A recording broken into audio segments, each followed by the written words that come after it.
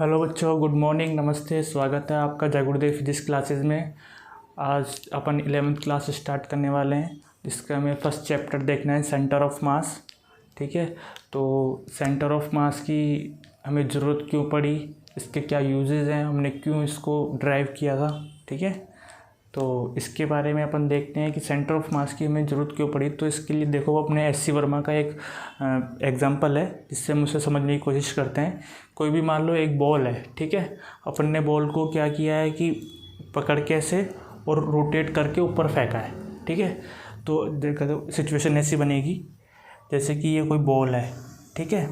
अब इस बॉल को अपन ने ऊपर रोटेट करते हुए फेंका है। मान लो अपन अब पॉइंट इसको देख रहे हैं, अभी इसके बारे में स्टडी करना चाहते हैं, इसकी क्या मोशन होगी। तो अपन इसको देखेंगे तो ये घूमती हुई जाएगी, तो ये कुछ ऐसा इसका मोशन होगा। ठीक है, तो अब इसके पॉइंट के लिए पढ़ने के लिए काफ़ी प्रॉब्लम्स आएगी। ठीक है, क्योंकि मोशन ही थोड़ा अजीब सा कर रहा है। ठीक है, तो इसको अब जैसे कि मान लो एक तो ये पॉइंट हो गया, मान लो ऐसे बहुत सारे पॉइंट है, इसके लिए करेंगे तब भी ऐसे ऐसे होगा।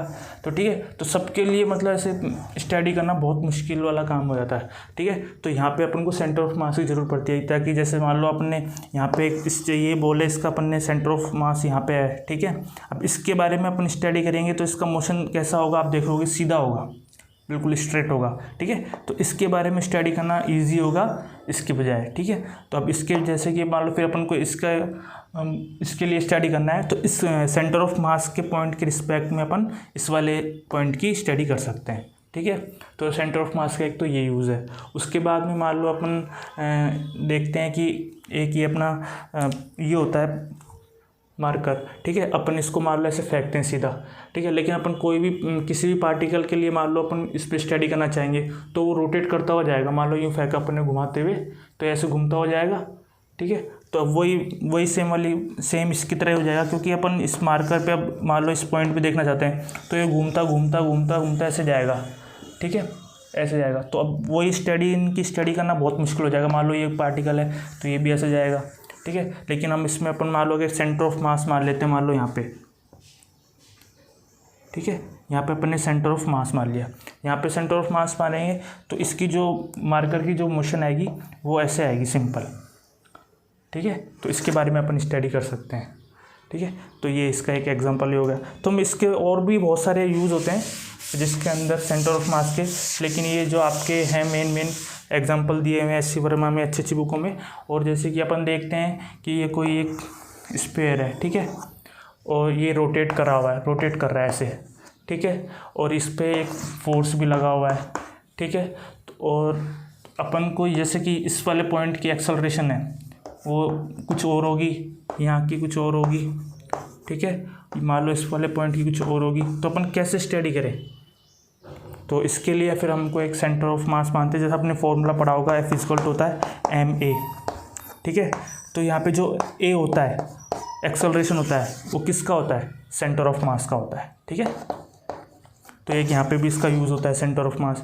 अपन जब भी ये फॉर्मूला लगाते हैं तो ये जो a होता है वो सेंटर ऑफ मास का, एक्सेलरेशन होता है वो किसका होता है, सेंटर ऑफ मास का। क्योंकि इन सबकी अलग अलग होती है, लेकिन हमें एक कंसीडर करना पड़ता है, उसके लिए लगाते हैं। ठीक है, इसी तरह के हम फॉर्मूला जो लगाते हैं P = mv होता है। ठीक है, तो मान लो इस पॉइंट की वेलोसिटी अलग होती है, इस पॉइंट की अलग होती है, इस पॉइंट की अलग होती है, इस पॉइंट की अलग होती है, क्योंकि इसकी ज़्यादा हो जाएगी कि मान लो फोर्स यहाँ लग रहा है तो वेलोसिटी ज़्यादा, फिर इसकी यहाँ पे लगेगी वेलोसिटी तो ये वेलोसिटी कम हो जाएगी। तो इनकी सबकी स्टडी करना काफ़ी टफ हो जाता है। तो यहाँ पे अपन जो वेलोसिटी लिखते हैं वो किसकी लिखते हैं, सेंटर ऑफ मास की। ठीक है, तो ये कुछ यूजेज हैं सेंटर ऑफ मासेस के। ठीक है, और इसके बाद में अपन इनको और अच्छी तरह से समझने के लिए, जैसे कि मैं आपसे क्वेश्चंस पूछता हूँ कि मान लो ये कोई एक रोड है, ठीक है, जो बिल्कुल सिमेट्रिक है। ठीक है, तो अब इसका अपन को सेंटर ऑफ मास पूछेंगे तो आप बता दोगे कि यहाँ पे है। ठीक है, मिड में होता है सेंटर ऑफ मास। ठीक है, तो ये बता दोगे। जैसे कि मान लो स्फीयर में पूछा, ठीक है, तो आप सेंटर ऑफ मास यहाँ पे बता दोगे। ठीक है, रिंग हुई मान लो, ठीक है, तो रिंग में भी आप सेंटर ऑफ मास बता दोगे, यहाँ पे होगा सेंटर में। ये कब होगा, जब सिमेट्रिक अपनी बॉडी होगी, सिमेट्रिक सिस्टम होगा। ठीक है, सिमेट्रिक सिस्टम का अपन को सेंटर ऑफ मास होता है वो कहाँ होता है, ज्योमेट्रिकल सेंटर पे होता है। ठीक है, और अपन इसको समझने के लिए देखो एक इसका अपन फॉर्मूला भी देखो बाद में पढ़ेंगे, लेकिन इसकी आप पहले डेफिनेशन लिख लीजिए। ठीक है, डेफिनेशन क्या होती है इसकी, सेंटर ऑफ मास की। ठीक है, सेंटर ऑफ मास की डेफिनेशन। ठीक है, तो सेंटर ऑफ मास कहाँ पे होता है, किसी भी बॉडी, सेंटर ऑफ मास किसी भी बॉडी के इंटायर जो मास होता है, entire mass of this body, ठीक है, वो कहाँ पे सपोज होना चाहिए, वहाँ पे होता है जहाँ कंसंट्रेट, पूरा जो कंसंट्रेट होता है ना मास, उसको अपन बोलते हैं सेंटर ऑफ मास बॉडी का। ठीक है, जैसे कि मान लो आप इसकी बॉडी का है, सेंटर ऑफ मास यहाँ पे भी हो सकता है, अगर बॉडी सिमेट्रिक नहीं हुई, मान लो यहाँ पे भी हो सकता है, क्योंकि मान लो ये एक ऐसा सिस्टम है जहाँ पे इसका अपन को दिया हुआ है मास 2 और इसका मान लो दिया हुआ है 10, तो अपन को थोड़ा सा फील होता होगा कि सेंटर ऑफ मास यहाँ पे होगा इसके पास में, क्योंकि वेट ज़्यादा है इसका। ठीक है, तो ऐसे जो सिस्टम होता है उसका जो इंटायर मास होता है वो सपोज कंसंट्रेट होना चाहिए, उस वाले पॉइंट को अपन सेंटर ऑफ मास बोलते हैं, सेंटर ऑफ मास बोलते हैं। ठीक है,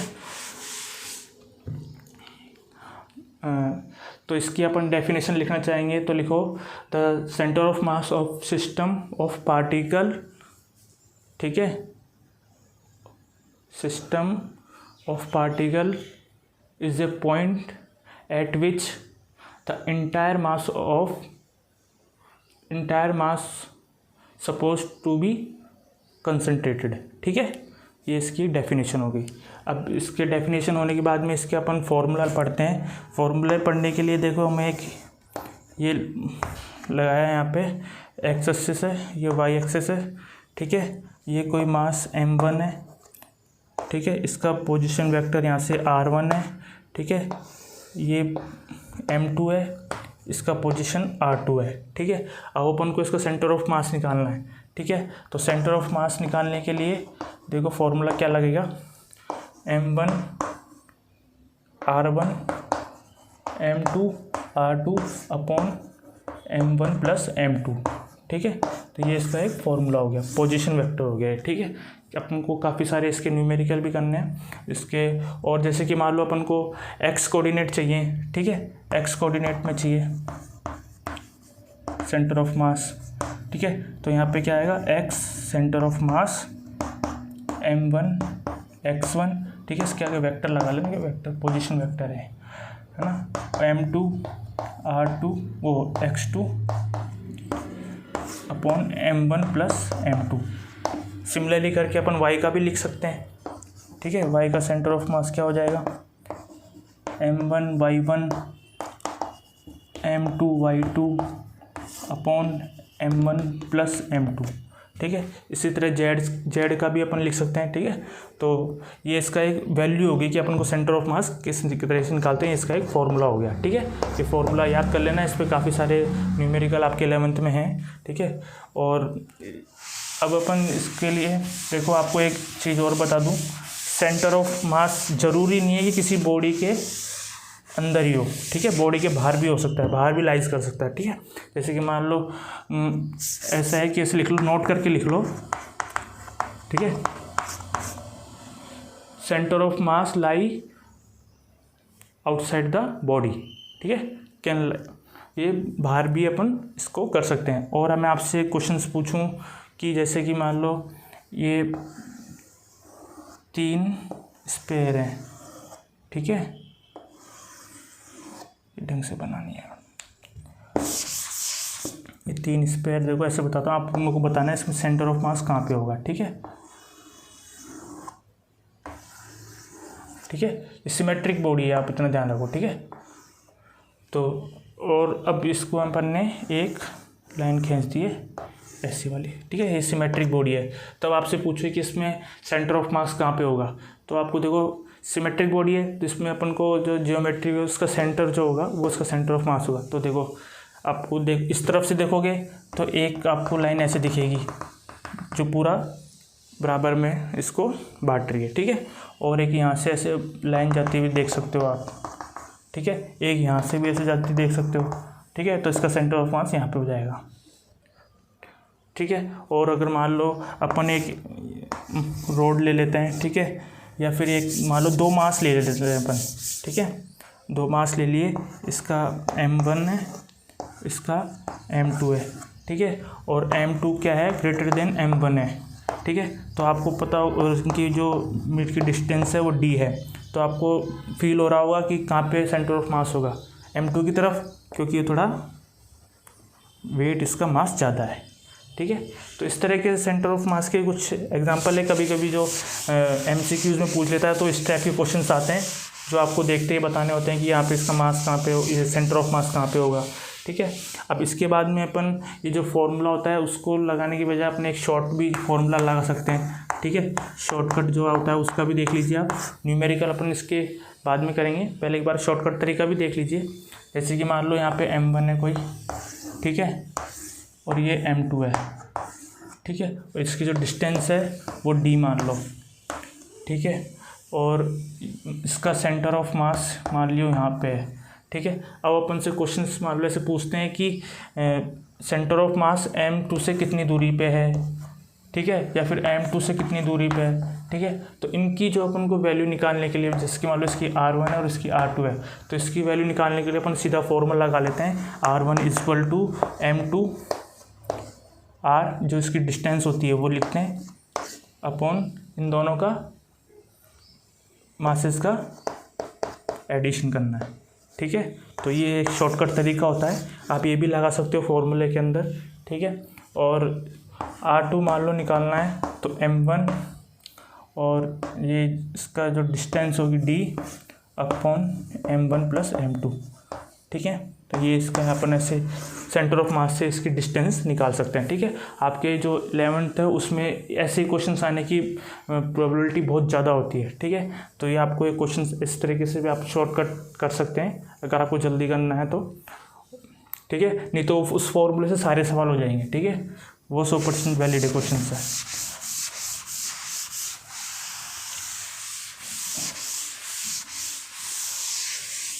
तो नेक्स्ट लेक्चर में अपन इनके सारे न्यूमेरिकल लेके आएंगे, अच्छे अच्छे कोई न्यूमेरिकल जो आपके एग्जाम में भी आ सकते हैं, ठीक है। तब तक के लिए all the very best, revision करते रहना। Okay, thank you.